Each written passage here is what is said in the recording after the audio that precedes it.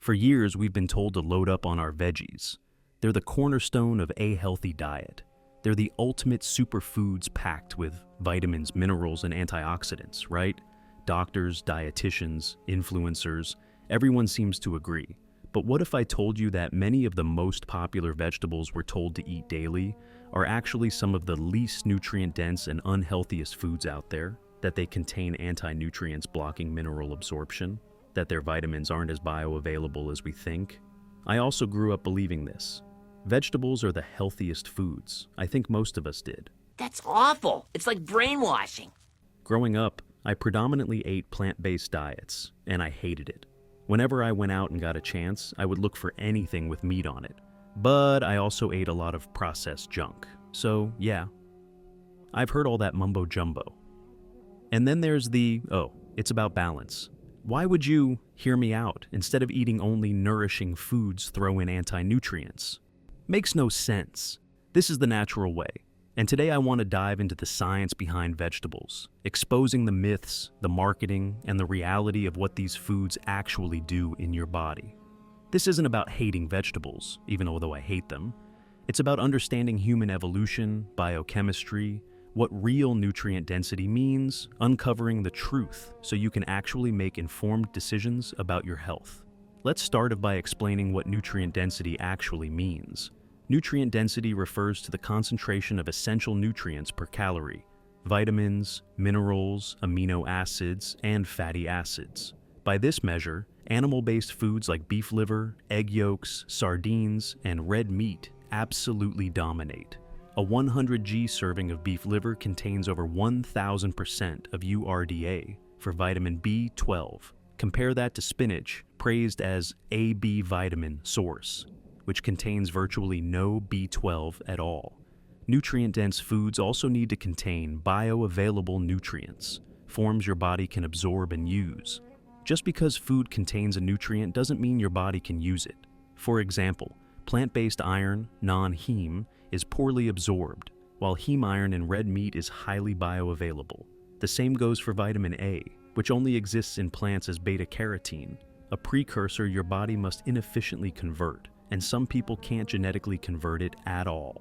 Conversion rates are terrible, about 12, one for healthy people, worse for those with gut issues or genetic SNPs.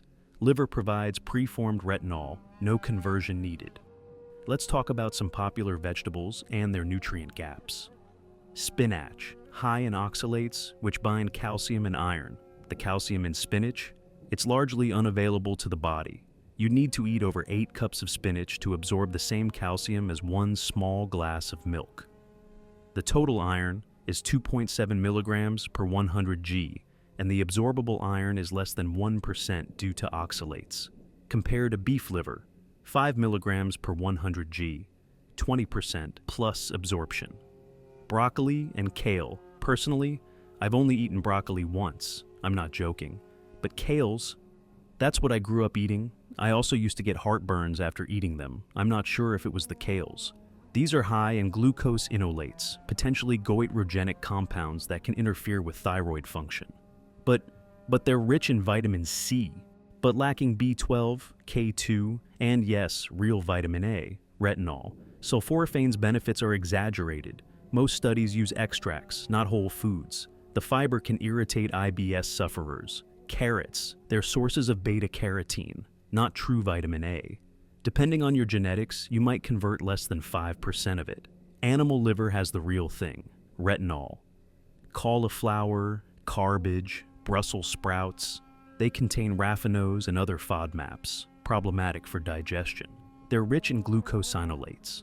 Also, they provide no essential fats, B12, or usable iron, and the fiber overload can cause bloating, gut irritation, and nutrient malabsorption. Lettuce and cucumbers, mostly water. Almost no caloric or nutrient value per gram. These are volume fillers, not nourishment. Bell peppers contain lectins and alkaloids which may trigger joint pain in sensitive individuals. Vitamin C is high, but so is in organ meats, with better cofactors. This takes us to anti-nutrients, nature's defense chemicals. Unlike animals, plants can't run away. They defend themselves chemically. These compounds are known as anti-nutrients. and they interfere with digestion and absorption. Oxalates bind to calcium, magnesium, and iron, forming sharp crystals, kidney stones. They can also cause leaky gut and inflammation. Some people develop oxalate toxicity from green smoothies. Oxalates are found in spinach, chard, beets, almonds, sweet potatoes, rhubarb. Inhibit zinc, iron, and calcium absorption. They're found in legumes, nuts, grains, and yes, some vegetables. Soaking helps but doesn't eliminate completely. Lectins, they're gut irritants and autoimmune triggers, especially in nightshades like tomatoes, eggplants, and peppers. Some lectins, like in raw kidney beans, are toxic. Glucosinolates found in cruciferous vegetables are linked to thyroid disruption. And tannins and saponins, they interfere with digestion and gut lining. Cooking will reduce some of these anti-nutrients, but not all. And even then, you're left with food that still lacks vital real nutrients. The other thing is bioavailability, the missing link. Bioavailability is everything. It's not what you eat, it's what you absorb. Nutrients in vegetables are often locked in fibrous cell walls, and humans lack the enzymes to break down cellulose effectively. Ruminant animals like cows can extract nutrients from grass. We can't. The iron in spinach, poorly absorbed. The calcium in kale, blocked by oxalates. The omega-3 in flax, only a fraction is converted to usable DHA or EPA. Contrast this with liver, eggs, or oysters, loaded with nutrients in forms your body immediately uses. For 99% of human history, we weren't eating the rainbow. We were hunting, scavenging, and consuming high-fat animal foods, organs, marrow, seafood. Some tribes like the Maasai, Inuit, and Hadza thrive with little to no vegetables. They prioritize animal foods because they intuitively know what nourishes the body. Modern humans, influenced by agriculture and vegan bullshit, have flipped this around, putting defensive plant foods above nutrient-rich animal foods. This reversal has led to nutrient deficiencies, lower testosterone, stunted development, and rising chronic illness. Vegetables have been marketed as miracle foods, but the truth, they often serve more aesthetic than nutritional purposes. They make the plate look healthy, colorful, clean, but that doesn't make them superior. In reality, many essential nutrients like vitamin B12, heme iron, choline, carnitine, creatine, retinol, DHA, and K2 are either completely absent or poorly absorbed from plant sources. There's also the environmental agenda, less about health, more about ideology, and misinterpreted epidemiology. Studies saying vegetables reduce cancer are observational. The only way we can save the environment is through the natural way. Oh, but fiber is essential. No, humans don't digest fiber. Gut bacteria do, and too much causes bloating. But plants have antioxidants.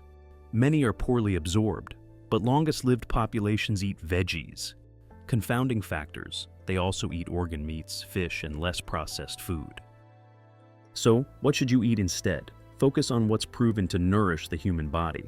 Grass-fed meats, organs like liver and heart. Organ meats are the most nutrient-dense foods. Eggs, which will provide you with choline, true vitamin A, and complete protein. Wild-caught seafood for omega-3, selenium, and zinc. Fruits in moderation, and listen to your body's signals. Don't let mainstream narratives convince you that kale smoothie is healthier than a ribeye. It's definitely not. If you're eating vegetables for health, you might be wasting your time, or even worse, harming your gut and blocking nutrient absorption. I know some of you don't want to hear this, but it's the truth. Question what you've been told. Make informed choices about your health. Try improving what you can, and make peace with what you can't. This is the natural way. Thanks for watching.